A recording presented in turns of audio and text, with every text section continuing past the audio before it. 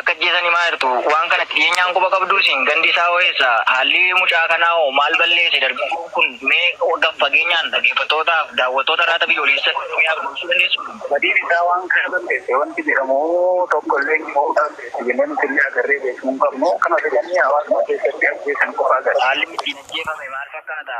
Maatima fuulduratti rasaasatti dhukaasanii ajjeesanii? Haalli itti ajjeefame waan baay'ee dubbachuu fi kana jedhanii dubbachuun namatti ulfaata. Hawaasuma afootti ajjeesanii maatima lafa maatiin isaallee jiranitti ajjeesanii rasaasumaan dhaanii ajjeesan. Bakki jireenya isaa deessa? Bakki jireenya isaa dhalla fi dhaloonni isaa Garaadilloo ganda Garaadilloo jedhama. Egaa ammallee kan dhaga'uutti jirru erga ajjeesanii abbaa fi haadha fuulduratti erga ajjeesaniin booda maslaalee hawaasni ittiin midhaan tuullatuun harkisanii gara magaalaa birootti akka geessan dhageenye. Waan kanarraa isin waan quba qabdanoo? Dhugaadhaa ijaajjanii rooda maslaalee harreetti ga'anii isa harree sanitti ga'anii lafarra harkisanii waan addaa agarreen dhageenye. Lafarra harkisanii magaalaa gara Finfinneetti geessanii achirraa gara lafa dhaloota isaatti kiiloomeetira lafa baay'ee fagoo kiiloomeetira dheeraa deemsisanii ganda dhaloota isaa Garaadillootti geessanii achitti akka odeeffannoo afaan adeemneen agarree haala suukaneessaadhaan reeffa isaallee akka awwaalamne godhanii jiru. Ayyee rakkoo baay'ee ulfaataa hiittaa mirgoota namoomaatu naannoo sanatti raawwataa jira eegaan baay'ee nama gaddisiisa. Kan ajjeesan irrayyuu lafarra gototanii kan isaan ittiin harkisan harreedhaa gara magaalaa birootti akka geessan dubbachuu jirtu. Miirri hawaasaa maal fakkaata gaa? Waan kana yeroo argu nama du'e yeroo lafarra harkisan hawaasni naannoo sanarra jiru miirri isaa maal fakkaata? Haala akkamiin immoo awwaalame gabaabinumaan namni kunillee balleessaadha jedhanii kan isaan ittiin ajjeesanoo yoo jiraate mee waan kana ol duukaa nuuf deebisa. Hawaasni waan keessa jira. Lafarra harkisuu duwwaa miti lafarra harkanii fuudhanii aditti geessanii keessatti dhalatee guddate keessatti hawaasa kan beeksisiisanii waraana akka reessi isaallee gubatu reessi isaa akkan awwaalamne godhanii ammoo kan isaan guddisu uummatuma inni keessatti dhalatee keessaa akka uummanni kunillee borullee deebi'ee wal mufatu wal waan godhanidha. Waan dubbatuyyuu wallaalee hawaasni callisee afaanuma isaa qabatee dhaabbatee sun ilaalaa jira gara itti goruu dhabe. Balleessaadha kan jedhu. Dhageessanii amma sagaleen hin dhumanne. Wanti an amma dubbadhu osoon viidiyoo dhagaye amma osoon maal kun waan shakkii qabu miti bar maal ibboo yeroo jawaar eenyutu waan an dubbadhu eenyutu adda baay'eetti fayyadamu. Dhagaye odoo viidiyoon hin dubbatin odoo viidiyoo kana isin hin barin dura mucaan kun Arsii lixaa aanaa dhaabbaa ganda Garaadillootti isin hin jedheemi. Viidiyoon kun maal jette? Ganduma san hin bar guyyaa ilaaluu dandeessaa bar deemaate arraata biyyoolessaa akka lakkifamee ilaaluu dandeessaa bar kuma lamaa kun waan ta'eetu achirratti barreeffamee jiraame. Aduraatii miti malee. Bar guyyaan gad lakkifamee ni mul'ataa mi poostiin awwaaluun barbaachisaa miti. Maaliif ennaan reeffi mucaa kanaatiif akka hawaasni gubu godhan wanni garaas nyaatu laata. Akka nama hawaasa waan takka gisee poost gootu hakuma lama kudha jaha hakuma lama diidamii afurii adda beekamaami deemee halaalu guyyaa kaleessaatti kuni bakka dhumate waan maamillee Jawaar hidhamu dura maal xobboo rasaasan nama ajjeesaa iyyuu rasaasaan akkanatti haadhaaf maatii duratti nama ajjeesaa alas kun hin jiru alas miti namni gaafa dhugaa dhosku waan namni gaafa ka'ee waan tokko dhosku barbaadu waan beekamaa kanas ni dhoska maaliif jettanii hin gaafatina namni waan jaallatu tokkorraa gaafa qabame dhugaa uummataa akkanatti dhufka. Gaafi shakkii tokko dhiisa namni waan jaallatu rabaa dhuska. Ilaa jara keenya fakkeessuu dhiisa isa dhugaa rabbii. Yoo dhugumatti miidhaa uummataatti dhaabattan miidhaa uummataatti dhaabadhaa fakkeessuu dhiisaati. Hin ta'u immoo taanaan fakkeessaadhaan bira qabuu akka jettanii hin qabina. Namarraa beekama isa dhugaa rabbii. Fakkeessuudhaan yaalina hin bareedu. Kenya amma isa durii isa ta'u sagaleen isa ammaa isa ta'u fudhanne amanne nu hin amanna. Yoo illee jechuudha sa'aatii kanatti akkana ta'ame jedhan anna namana maaliif ijaa hin argaara. Waan ijaa namni Ahmad Burishaa Mooshiriishidha afarsaana dhaggeeffadha. Wanni kuni ajjechaan gaggeeffame godina takka qofatti miti torbee kana keessa qofa. jimmatti gaggeeffame gurbaa kana gurbaa ofiin jaan kana jabeessa namni waa'ee godina jimmaa tokko tokkotti rakkoo hawaasaa gadi bahee tokkotti baasaa jiru mucaa ofnaa nama gadi bu'e san dhugaa isin hin jedha haqa uummataa ka baasaa jiru wallaahi wabillaahi kalee suba guyyuma sadii dura gaara mul'ataa Harargee bahatti mootaraadhaan dhaabanii nama lama dargaggoo ajjeesan Jawaar maxxansee jira jimma keessatti torbaanuma lameen kana keessatti nama meeqaatti ajjeefame baajaaji irraa buusee ajjeefame sanis soba maali ummanni koy ani ummata ajjeesu sanirra ka tiktok irra ni hojii taa'ee ruuzaa fi bargara quufee ummata mormu kanaatiitu garaa nu gubaa'u. Arabuu yoo maali jedhu ko yoo dhugaa feetan na galchaa jiru kana ol galchime maal dhugaan inni nutti himuu barbaadu kan nuti hin argine. Eenyuun inni? Isa lakkoofsa tokko tokko barreessaa jiru kan laaptooppii bira taa'u nama Arab jedhu. Arab guyyoo kun lakkoofsa tokko tokko barreessaa jiru. Sayyidu kana ol galchi. Laaptooppii bira taa'u meeru. Kaleessa nama lama ajjeefame shaayii edda mafriibaa bishaan gidduu nama lama ajjeesanii hin darbine addabaabaayii irratti maali moo? Hayi galaa soitan.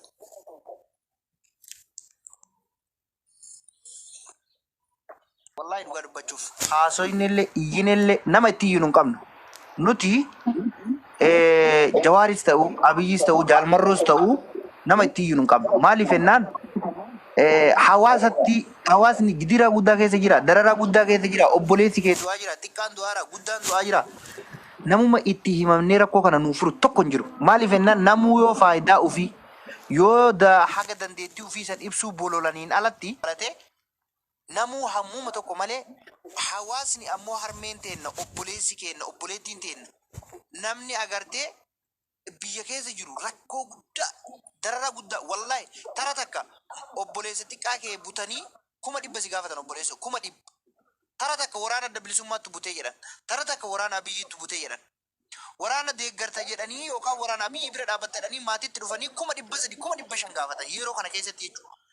Waraanni Abiyyiitis yoo asii dhufe waraana adda bilisummaa kana deeggarta isa bira dhaabatta isa yoo nyaachiftanii kuma meeqa yoo inni kana dide ammoo laalanii yoo ati kaabinee wayii keessa jiraatte yoo ati milishaan wayii ganda keessa jiraate maatii san keessa nama xiqqaa wayii butanii birrii hamma danda'an gaafatan.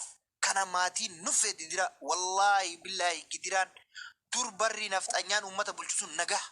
Namni barri yoo waan biraallee dhabe nagahaan bahee galaa bar nagahaan yoo waan biraallee dhabe nagahaan bahee gala yeroo ammaa kana keessa nagahaan bahanii galuun hin jiru. Maaliif jennaan yoo ati walii gaddeemte deemsi kee warra as tureen fakkaatu bayya biraatii dhufte rakkoo qabda waraana bilisummaa keessaa baate waraana Abiyyi rakkate wallaahi uummanni hamma mana deebi'ee mana fincaa'ee mana udaanu ga'ee wallaahi Itoophiyaa keessatti jechuudha. Inni du'aa jiru lubbuun obbaafate ka jiru iyyuu dhumuu deema bara.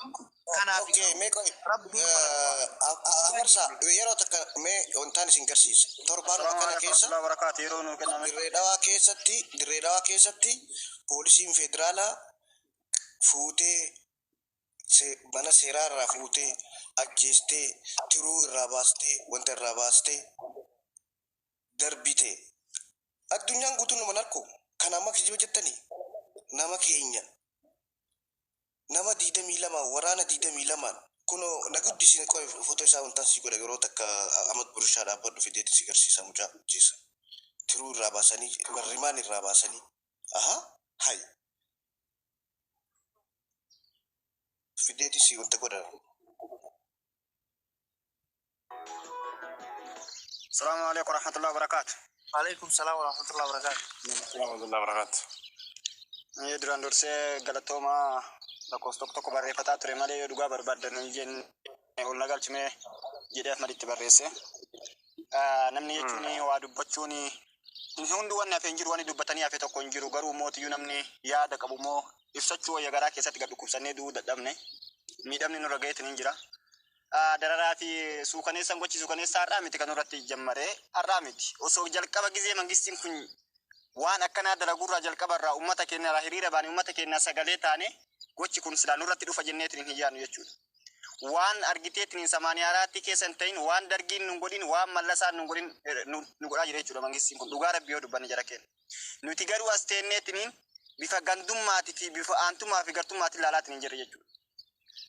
Walqoonnee Abiyyi keenya barka Jimmaa bichaa miti Abiyyi keenya hunda obboleeyyan keenya wanni nama keenyaa galuu qabu wanni ጊዜ መረ ኦሮሞ አርጊቴት ንሰማታ ዋይ ገንዱማ ከና ከጅማ ብቻ ሚት ኦኬና አጀዋር ከና አብይ ከነ ሙሉን ከና ጀዋር እንጅቡን አብይ እንጅቡን ዋን ብራት አርጊቴ ደገሩ ዋን ብራት ጎቼሳ ጅቡን ሞድር ከማ ከነ ማን ከነ ሚደማት ንንጅራ ጀራ ከና በረሃት ተነ ተካራ ገጠምኔ ቤን ከስ ጅራ ተነ ረገጠምቴታ ጂሰ ገልገረት ኑባት bara ilmi namaa akkanatti haadha fi mee jara kenna haadha fi abbaan keessa yoo torbe mataa akka biyya ormaa kana keessatti isin silkiin dawwaliniif hagamtaame mee qalbii maan jaraa dhiisi kabira hagamtaati garuu har'a yeroo har'a mootummaan argitee Oromoo federaalaa ka'ee ilaa gandaatitti mootummaan Oromoo aangoo qabattee jirtutti ummanni keenya akkati xiitii mataa keessa dhaameetiin du'uun kun waan argitaniitiin ilma namaatitti dhagaamu namni argitee kana deeggaree as garagalanii mana banatanii qaama biraatitti akkana godhee qaamni biraa ajjeese malee mootummaa miti jechuun yaa obboleeyyan kiyya miskiina kennaa yoo sagalee ta'uu dadhabne sagalee irratti hin ta'inaa billaahi aleekum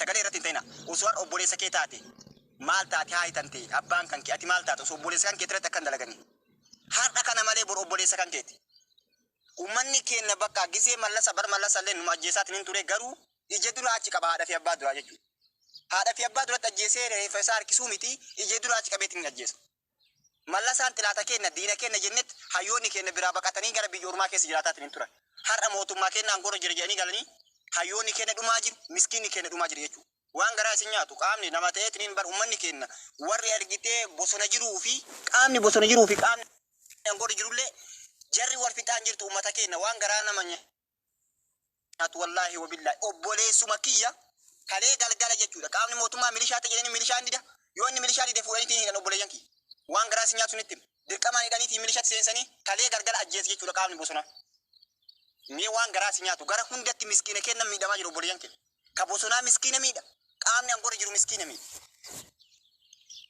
jarri ofii wal miidhaatiin hin jiru gidduu kanatti ka dhumataa jiru obboleewwan kenna miskiina waan nyaatee dhuguu hin qabne ka jireenyi itti qaalee ilmoo ofii joornaattaa hojjeteetiin guddifataa jirutu dhumaatiin hin jira obboleeyyan kenna garuu nuti as seennee akka waan ruunni arabaa kun zalaalam nuu ta'uu balgarii fi maaliin nyaanni kun akka waan zalaalam nuu ta'uu har'a as seennee uummata keenya irratti sagalee taatiin hin jira sagalee ta'uu fi dinnee sagalee irratti taatiin hin jira jechuudha mootummaa jaaladhu mootummaa gochiin dalagaa jiru sirriidha jennu sirrii miti guutumaan guututti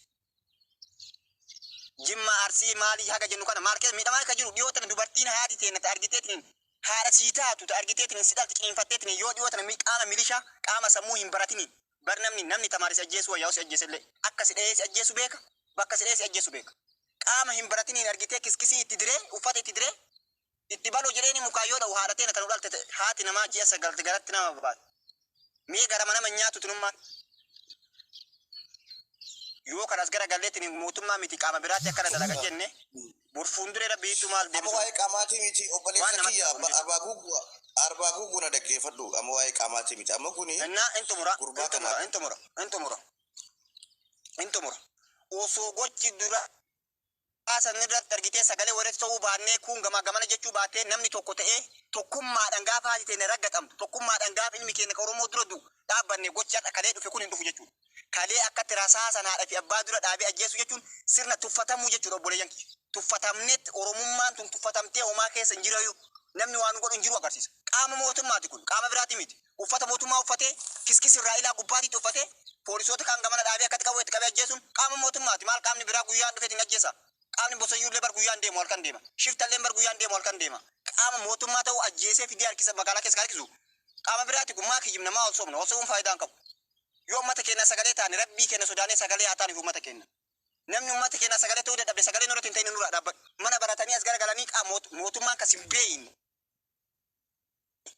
miskiina kan kee kadhumaa jirutti sagalee taatiin hin jirtu hunda keenya wal argaatiin hin jiru wal beekaatiin hin jiru dhimma gandummaa dhiisii oromummaa dhaabbadhu buleessu gandummaa namni ganda deemu gandumatti gad yaadu faayidaan qabu neebar hunduyyuu argiteen obboleeyyan ilmaan abbootatiin kutaan 11 Harargee keessatti maal dalagamaa jira Jimma keessatti maal dalagamaa jira Arsii keessatti maal dalagamaa jira kamanni isaanii irraa diigamu xiqqaatee dhimma ajjeechaa dhimma amma lumbuu jiraachuu dadhabne jechuudha nuti maaliif goonaa qabsoofne uummanni keenya qabsaa itti dhumaatiin hin ture sa'aatii baraarraa mirga lubbuun jiraachuu dhabnu keessa jira dimokiraasii miti mirga lubbuun jiraachuu dhabaatiin hin jiru jechuudha mirga lubbuun jiraachuu argachaa hin jiru ofii asii yoo lallabam dimokiraasii jedhan nu dimokiraasii maa wayitu hin jiru lubbuun jiraachuu dhabaa jirta dimokiraasii maal argataatti hin jirtu kan as gara gallee kana qoqqoodiinsa uummata keenyatti kana nutti fide osoo uummanni keenya tokko ta'e mootummaa tanaa miti bakka fedhate osoo sagalee ta'e waan fedhe Ofirraa buqqisa uummanni keenya.